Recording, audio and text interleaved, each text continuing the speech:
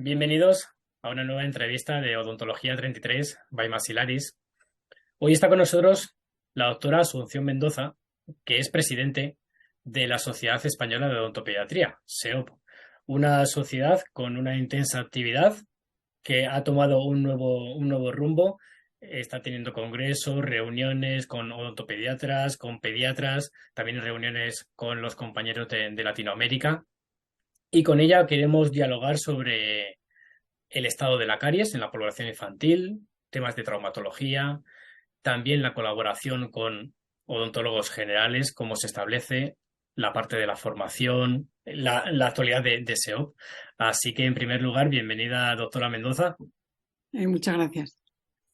Pues, como decíamos en la presentación, queremos conocer el estado de la caries en la población infantil. ¿Qué valoración hace del estado actual y cómo se puede mejorar? Bueno, actualmente la prevalencia de la caries en dentición temporal, es decir, entre los 5 y 6 años, está en torno al 35%. Y en dentición permanente, entre los 12 a 15, sobre el 30%. Evidentemente, como vemos, se centra en edades de entre los 5 y 15 años, porque actualmente todos los sistemas de salud y todos los estudios se han centrado en este rango de edad, en la población infantil. Creo que sería el momento de centrarnos más en el bebé, en el paciente desde el nacimiento. El plan actual de salud bucodental empieza desde los 0, o sea, el nuevo, desde los 0 a los 14 años. Por tanto, creo que actualmente, dado que además durante esa edad influye muchísimo el nivel socioeconómico, es importante centrarnos en esta edad.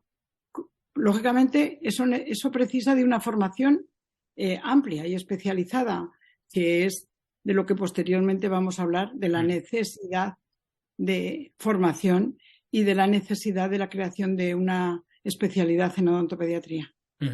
Porque la prevención hacia dónde tiene que ir, en adelantar las edades de revisión y control de caries, control de la alimentación.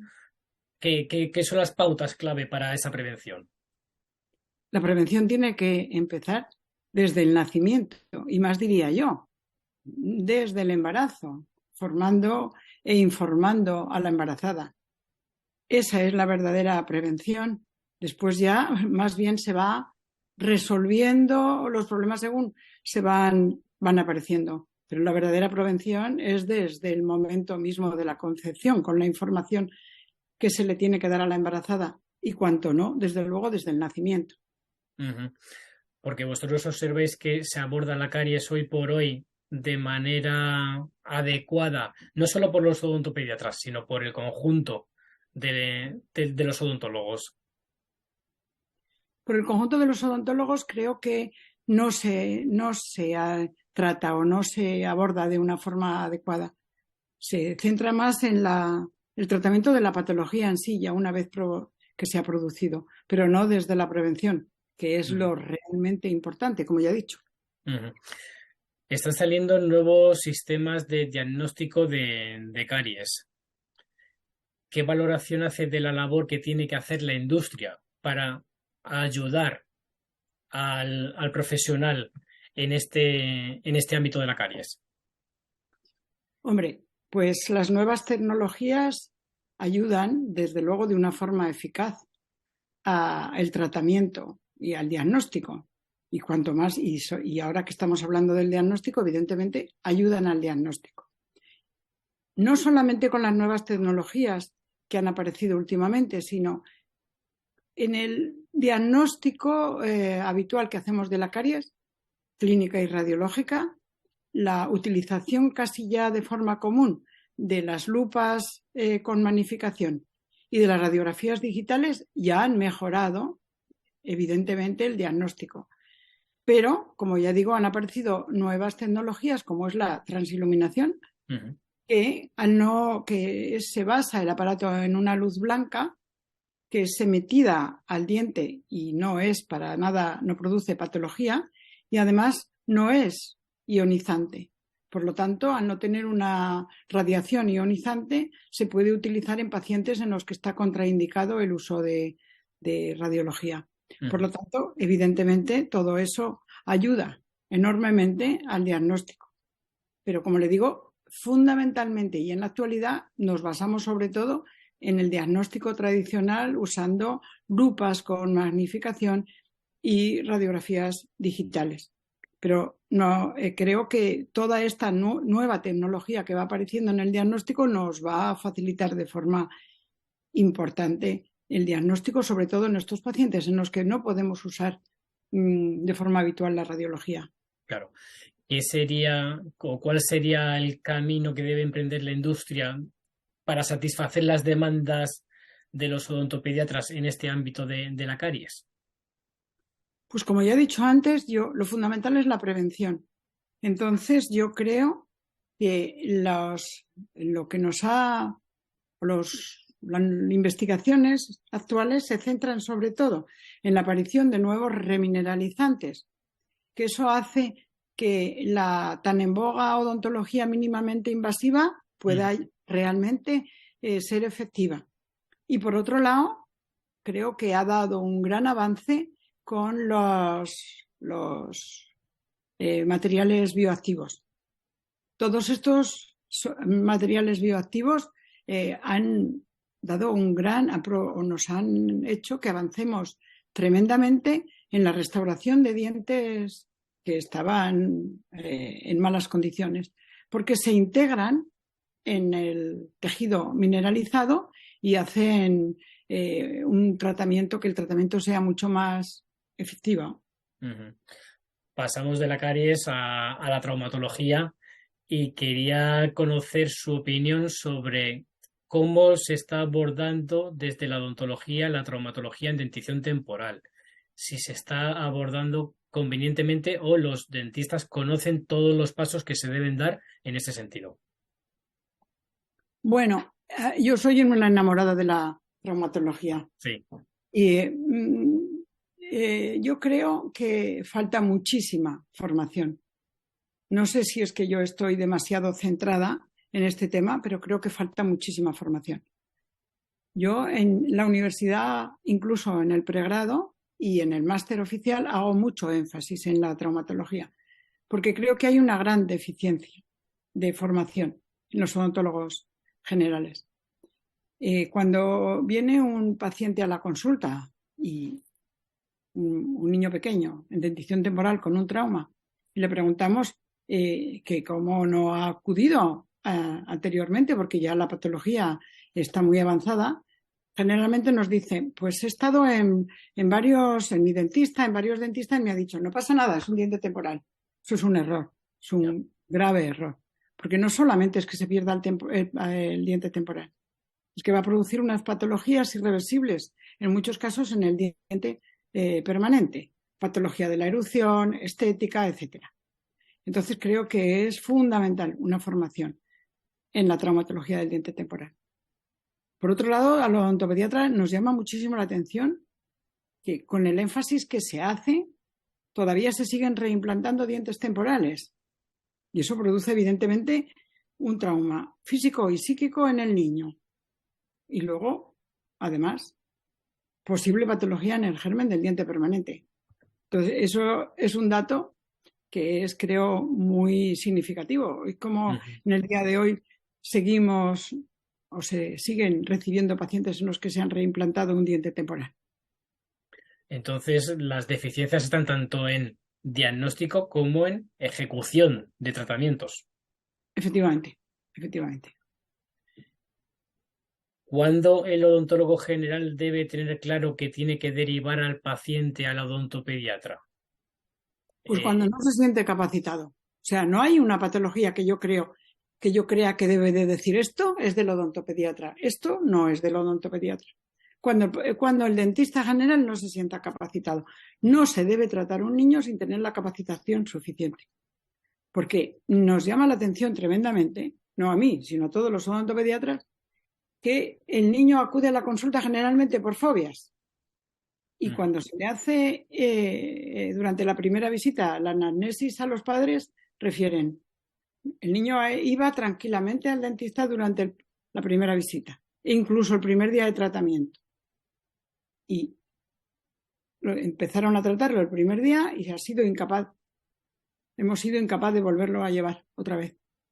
Entonces, es que no existe una patología en sí que deba ser, desde luego las patologías más complejas, pues sí, debe tratar la odontopediatra, pero simplemente la incorrecta colocación de una anestesia, porque no se conozca la técnica en la dentición temporal, o sea, en el paciente en crecimiento, ya es un fallo enorme que va a producir dolor, fobia, etcétera.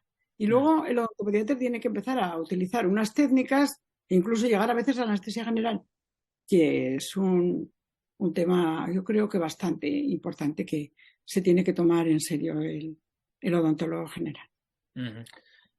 ¿Observa entonces dudas en cómo tratar o en dónde se están dando la mayor parte de las dudas en la consulta general con el paciente infantil?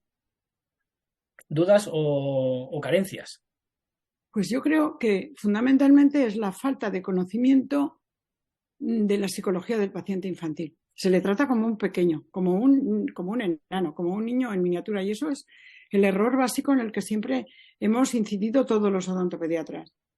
El niño tiene unas características tanto físicas como psíquicas particulares y hay que conocerlas. No se puede tratar como un adulto en miniatura.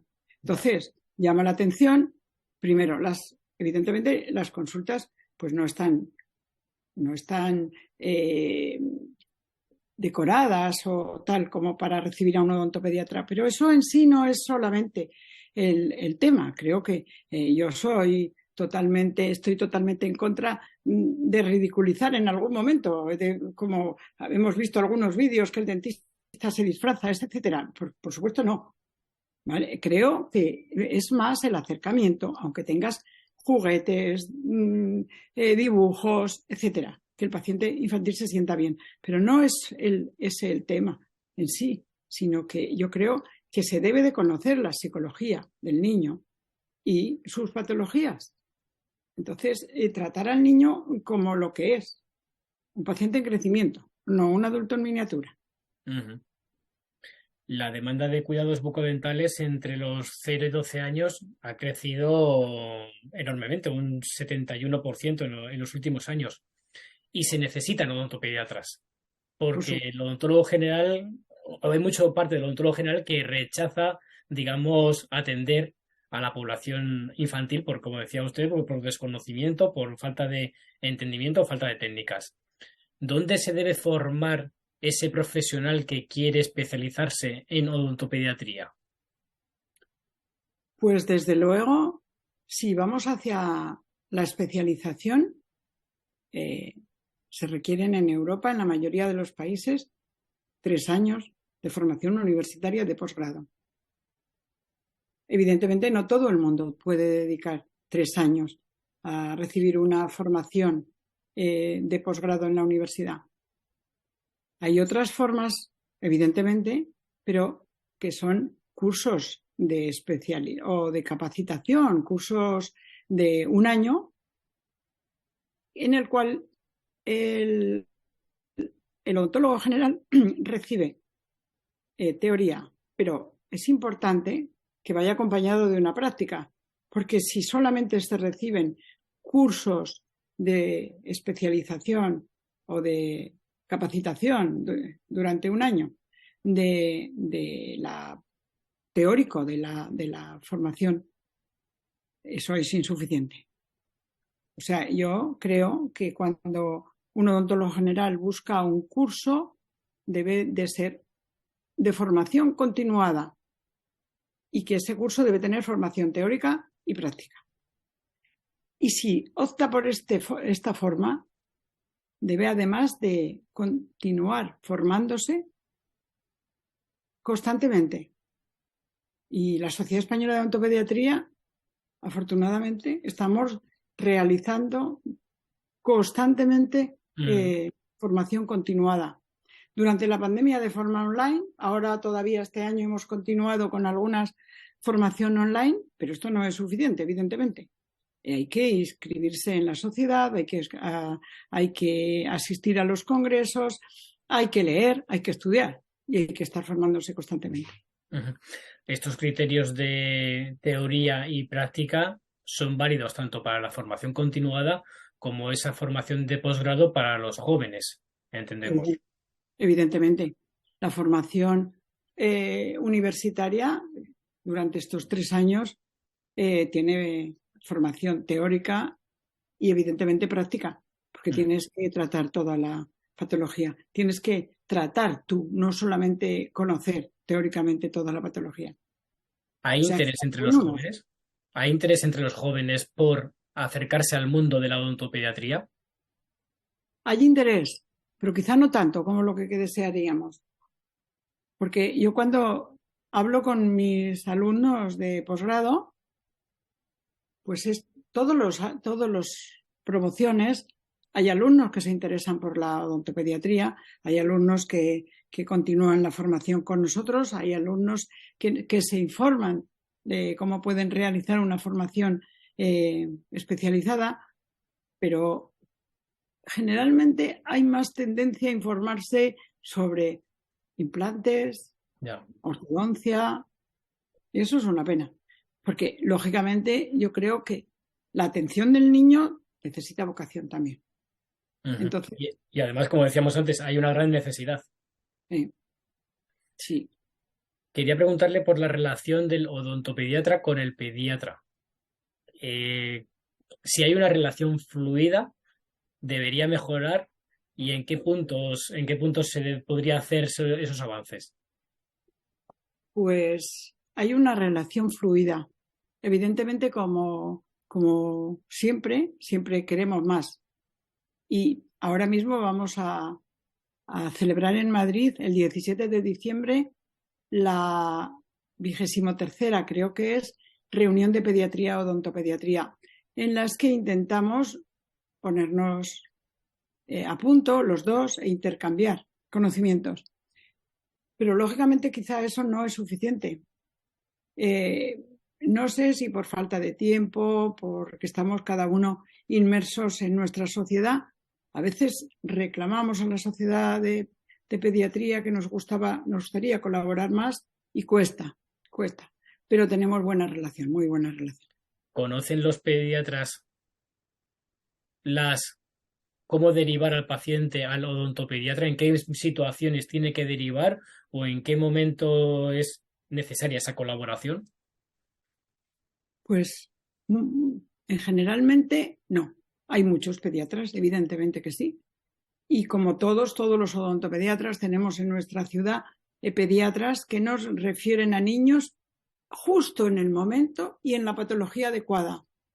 Pero claro, como todo, son pediatras que han acudido a nuestras reuniones, etcétera. Entonces, evidentemente, necesitaríamos más esa formación conjunta. Hablábamos antes de la investigación en caries. ¿En qué otras áreas de la odontopediatría se está investigando más profusamente y con mejores resultados? Pues como yo le he dicho antes, sobre todo en la traumatología, evidentemente, pues actualmente, pero no es realmente actual, sino que ya lleva 15 o 20 años, hemos mejorado mucho con la revascularización, cuando hay un ápice abierto y un diente necrótico. Eso está es constante investigación, viendo qué desinfectantes, qué antibióticos podemos meter dentro o qué desinfectantes para eliminar las bacterias y producir nuevamente remineralización. Eso en el campo de la traumatología.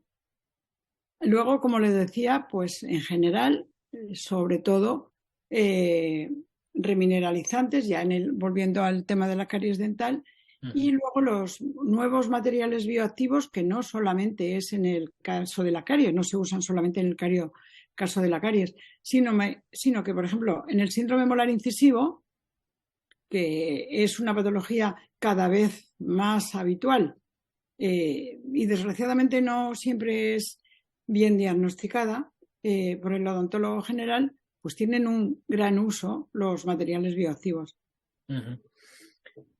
Hoy por hoy, ¿qué momento vive SEOP? Porque decíamos en la presentación que la actividad se ha incrementado considerablemente en los últimos tiempos.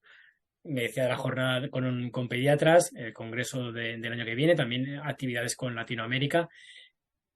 ¿Cuál es el día a día de SEOP y en qué momento estamos en cuanto a socios, en cuanto a actividades, eventos, acuerdos con otras entidades? Pues estamos en un momento magnífico. Actualmente tenemos alrededor de 720 socios y va aumentando, incrementando día a día. Bueno, esto yo creo que para el momento actual de nuestra sociedad es muy bueno. Además, estamos presentes en las redes sociales y nuestras publicaciones son visitadas no solamente por socios, sino por dentistas generales. O sea que en eso estamos en un buen momento. Luego, como bien decía, hemos estado presentes este año, pues en la europea, que se celebró en Lisboa, y se celebró conjuntamente la Academia Europea de Odontopediatría junto con los Portugal y España. Uh-huh. Participamos ampliamente en esa reunión. Luego hemos estado en ALOC, ahora en el último congreso que se ha celebrado en Monterrey. Estamos pendientes de la 23 reunión, como le decía antes, en Madrid, con la reunión de pediatras odontopediatras. Y en cuanto a la colaboración con otras sociedades, pues creo que fue el 20 o el 17 o el 20 de octubre, hemos celebrado una reunión con SESIC en Sevilla. Uh-huh. Y creo que ha sido bastante gratificante. Por nuestra parte, en Sevilla, ya que era en Sevilla, acudieron todos los alumnos de pregrado y posgrado de ambas sociedades. Creo que fue, como le digo, una reunión bastante gratificante y era uno de los objetivos que yo me propuse cuando tomé la presidencia de la sociedad. Posteriormente, pues me gustaría volver a reanudar estas reuniones próximamente o cuando al año que viene con la reunión con la Sociedad de Ortodoncia, la Sociedad de Endodoncia, etcétera, etcétera. Y luego es necesario esa unión interespecialidad o multidisciplinar, ¿no? Que siempre decimos, ese abordaje de diferentes profesionales en el paciente. Por supuesto, porque, por ejemplo, ahora en la reunión con la Sociedad de Cirugía Oral, nosotros hemos aprendido, nos hablaron sobre todo de planificación digital, cosa que es muy habitual en ellos, y nosotros le aportamos manejo del paciente cuando se va a hacer una intervención quirúrgica, etcétera. Yo creo que siempre se pueden aportar una sociedad a otra conocimientos. Uh-huh. Aunque durante sus respuestas ya hemos, digamos, visto por dónde va su opinión sobre las especialidades, queríamos conocer su respuesta firme si la odontopediatría tiene que ser una especialidad odontológica como otras. Por supuesto. Yo creo que tiene que ser la primera, voy a decir yo, pero evidentemente por varias razones. La primera es porque la odontopediatría es especialidad en la mayoría de los países de la Comunidad Económica Europea. Y segundo, que la odontopediatría está dentro del sistema sanitario de salud pública, mediante el PADI, el Plan de Asistencia Dental Infantil, o en atención primaria. Y ambos son atendidos por dentistas generales, porque no hay especialistas. Por lo tanto, creo que es totalmente necesario la creación de la especialidad de odontopediatría en este país. Y esperemos que con este nuevo Real Decreto y lo que estamos trabajando desde la sociedad y el Consejo General de Dentistas podamos de una vez por todas dar un paso gigante en la especialidad, en la creación. ¿En qué mejoraría la atención si hubiera una especialidad? Pues todos estos puestos de atención infantil en el sistema sanitario público debería estar atendido por un odontopediatra. Esa yo creo que mejoraría enormemente la Pues atención del niño. evidentemente con esa posición sería un enfoque totalmente diferente al actual. Totalmente. Pues doña Asunción Mendoza, presidente de la Sociedad Española de Odontopediatría, muchas gracias por la entrevista, muchas gracias por su tiempo y por habernos dado estas indicaciones tan valiosas para que todos los odontólogos de España conozcan lo que puede aportar la odontopediatría y cómo pueden ellos gestionar también sus tratamientos con la colaboración del odontopediatra. Muchas gracias. Me tienen disponible para todo lo que necesite o pueda mejorar la odontopediatría. Muchas Gracias. gracias.